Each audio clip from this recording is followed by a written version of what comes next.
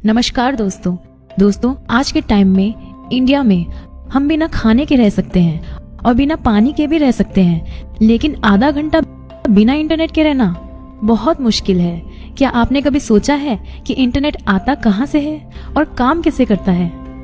कैसे कभी किसी को ज्यादा स्पीड मिलती है और किसी को कम स्पीड मिलती है? क्यों अलग अलग टैरिफ प्लान अलग अलग कंपनी देते हैं? यार, ये इंटरनेट का मालिक कौन है? इंटरनेट मेरे तक पहुंचता कैसे है? दोस्तों, इंडिया को मिला के पूरा देश इंटरनेट से जुड़ा, कनेक्टेड है। लेकिन आपने कभी ये नहीं सोचा होगा कि ये इंटरनेट काम कैसे करता है।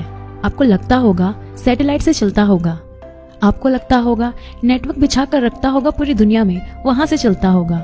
पर आपको नहीं पता होगा 99% इंटरनेट ऑप्टिकल फाइबर केबल से चलता है। अब आप बोलेंगे कि आप तो मोबाइल से चलाते हैं और मोबाइल में कहाँ केबल लगी होती है। लेकिन इस बात को समझिए, जिस टावर से आपका नेटवर्क आता है, उस टावर से लेकर जिस जगह तक आपको जाना है, वहाँ तक एक केबल बिछी हुई होती है। अब मैं आपको बिल्कुल आसान तरीके से समझाती हूँ। दोस्तों, इंटरनेट को अब तक आते आते 3 कंपनियों से होकर गुजरना पड़ता है। पहला होता है TR1 कंपनी। ये वो कंपनी होती है जो पूरी दुनिया में समुद्र के अंदर केबल बिछा के रखी होती है। दोस्तों, ये इंटरनेट पूरा फ्री होता है। फ्री कैसे होता है, आपके मन में प्रश्न उठ रहा होगा। जैसे आप अपने घर में हो और आपका ऑफिस 2 किलोमीटर दूर है आपके घर से। ऑफिस से लेकर घर तक एक केबल बिछा दो और उस लाइन के थ्रू दोनों कंप्यूटर कनेक्ट कर दो और बोल दो, भाई ये इंटरनेट है। आपको पैसा लगा वायर का और उस वायर की मेंटेनेंस का। इसी तरह TR1 जो कंपनी होती है, सारे कंट्रीज के बीच में केबल बिछा दिया है, सारे समुद्रों के अंदर से। उन्होंने ऑप्टिकल फाइबर केबल बिछा दी। अब सारे कनेक्ट हो गए कंट्री टू कंट्री। अब आपकी कंट्री से आपके स्टेट में डिवाइड होता है, फिर आपके स्टेट से आपके सिटी में, और फिर सिटी से आपके लोकल एरिया तक, यानी कि आप तक पहुंचता है। दोस्तों, आप लोग को समझ नहीं आ रहा होगा, इसलिए चलते हैं लाइव डिमोस तक। अब मैं आपको अच्छे से फिजिकली समझाती हूँ कि कैसे सारी चीजें काम करती हैं। और दोस्तों, वीडियो अच्छा लगे तो चैनल को सब्सक्राइब करिएगा ही, और वीडियो को इतना शेयर करें कि लोगों को पता तो चल सके कि इंटरनेट उन तक आता कैसे है और जो वो इंटरनेट का पैसा देते हैं वो जाता कहाँ है। दोस्तों, इस तरह की केबल पूरी दुनिया में बिछी हुई है समुद्र के अंदर से। आप देख रहे हैं इस तरह की केबल बिछाई जाती है समुद्र के अंदर। इस तरह की केबल को कहते हैं ऑप्टिकल फाइबर केबल या सबमरीन केबल। ये केबल जो कंपनी बिछाती है वो इस तरह से दिखती है। एक एक केबल बिल्कुल आपके बाल के साइज की रहती है और एक एक केबल के अंदर 100 Gbps की स्पीड रहती है।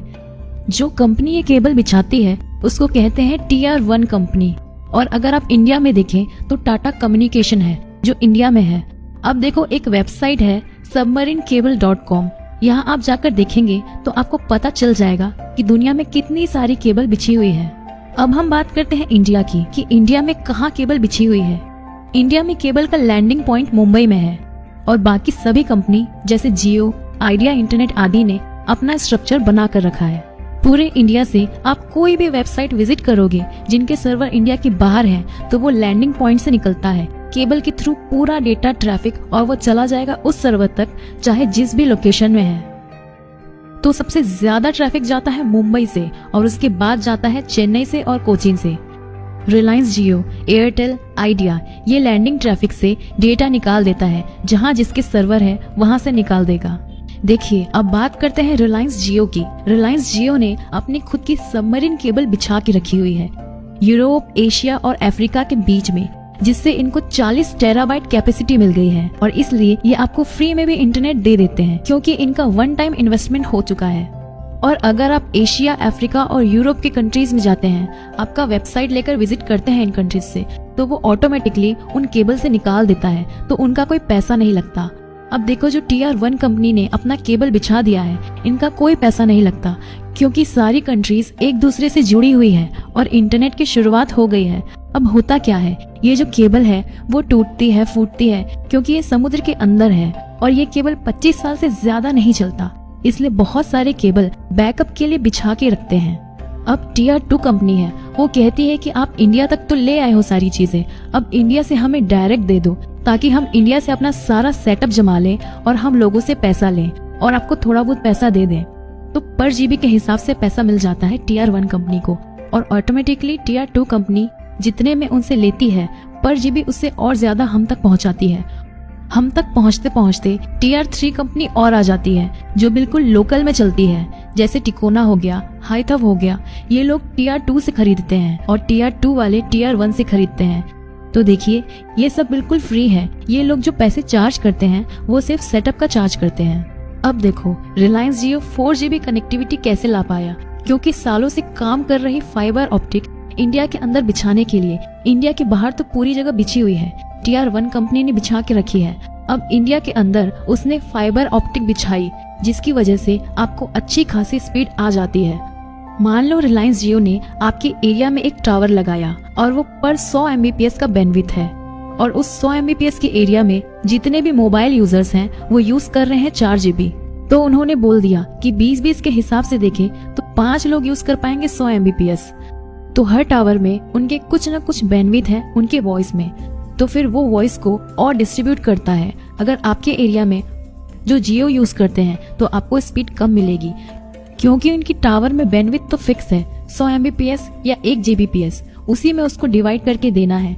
इसलिए रात के समय ज्यादा स्पीड मिलता है क्योंकि सब लोग सो जाते हैं, और फिर दिन में स्पीड कम हो जाता है क्योंकि सब लोग यूज करने लग जाते हैं, इसलिए वो सब में डिस्ट्रीब्यूट हो जाती है। अब आपने इंडिया से विजिट किया है google.com, तो गूगल का सर्वर इंडिया में तो है नहीं, बाहर है, तो सारा ट्रैफिक बाहर निकल जाएगा। लेकिन आपको इंडिया से इंडिया में ही यूज करना है, और अगर आपकी ऑडियंस इंडिया में ही है तो आपको इंडिया का ही सर्वर लेना होगा, ताकि जितना भी ट्रैफिक है वो सबमरीन केबल से ज्यादा लंबा घूमना न पड़े, और इंडिया के इंडिया में पूरा ट्रैफिक घुमा दे और आपको जल्दी से कनेक्टिविटी मिल जाए। तो अगर आप इंडिया टू इंडिया किसी भी सर्वर से कनेक्ट करते हैं, फ्लिपकार्ट, अमेजोन, तो इन सब ने इंडिया में बेंगलोर में सर्विस बना के रखे हैं, तो ऑटोमेटिकली जिस भी सिटी से होंगे ऑटोमेटिकली सर्वर से कनेक्ट हो जाएंगे। तो ये सबमरीन तक ये डेटा गया ही नहीं, लेकिन आप प्रॉक्सी यूज करोगे तो प्रॉक्सी लेकर जाएगी यूएस से, और फिर यूएसए से वापस लाएगी इंडिया। इसलिए बोलते हैं कि प्रॉक्सी में स्पीड कम हो जाती है। अब देखो इंडिया में बना है निक्सी न्यूट्रल इंटरनेट एक्सचेंज, जिसमें इंडिया सर्वर है और इंडिया के इंडिया ऑपरेटर हैं। इसमें जितनी भी आईपीएस है, इंटरनेट सर्विस प्रोवाइडर, इन सबको मिलाकर एक चीज बना दी गई है निक्सी के नाम से। अब होगा ये कि इंडिया टू इंडिया ट्रैफिक घुमाना है, क्यों हम बाहर की कंट्री में उसे कनेक्ट करें, क्यों हम बाहर के सबमरीन केबल में ट्रैफिक ले जाएं। इंडिया के इंडिया में रखेंगे तो हमारी सिक्योरिटी बढ़ जाएगी, प्राइवेसी बढ़ जाएगी। अब आधार कार्ड का डेटा ले लो, आधार कार्ड का डेटा अगर आप इंडिया के बाहर सर्वर में रखोगे तो ये ऑटोमेटिकली इस सबमरीन केबल से जाएगा, तो बाहर के ऑपरेटर लोगों को भी पता चल जाएगा कि ट्रैफिक क्या जा रहा है। इसलिए बहुत सारी चीजें प्राइवेट रखने के लिए हम सर्वर बनाते हैं, और इंडिया के इंडिया हम लोगों ने छोटे छोटे जितने भी आईएसपी यूज कर रहे हैं, Tier 1, Tier 2 और Tier 3, इन सब को जोड़ के एक निक्सी करके बना दिया कि इंडिया के इंडिया में कुछ भी विजिट करना चाहोगे तो अंदर ही अंदर घुमा के वहां तक पहुंचा देंगे केबल्स के थ्रू। यहाँ पर आप आएंगे तो दिखाता है कि कितना एक्सचेंज डाटा जाता है, तो यहाँ पे बताएगा कि इस टाइम मुंबई से कितना जीबी डाटा जा रहा है।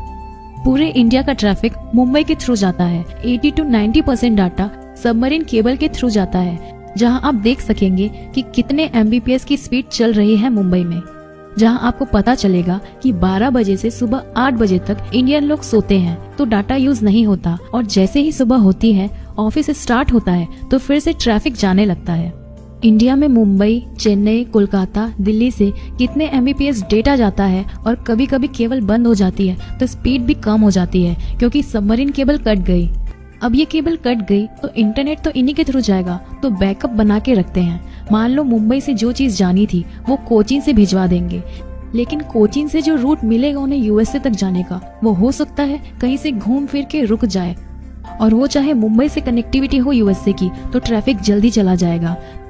तो ये सारी चीजें मैनेज करना होता है। इसमें सब कुछ सॉफ्टवेयर से मैनेज होता है, आपको कुछ नहीं करना है, आपको तो बस इंटरनेट यूज करना है। आपको आईपीएस एड्रेस प्रोवाइड कर दी जाएगी इंडिया में, और आपका ट्रैफिक किसी भी तरह पहुंचा देंगे दुनिया के किसी भी सर्वर पे जहां पर सर्वर में प्रॉब्लम नहीं है।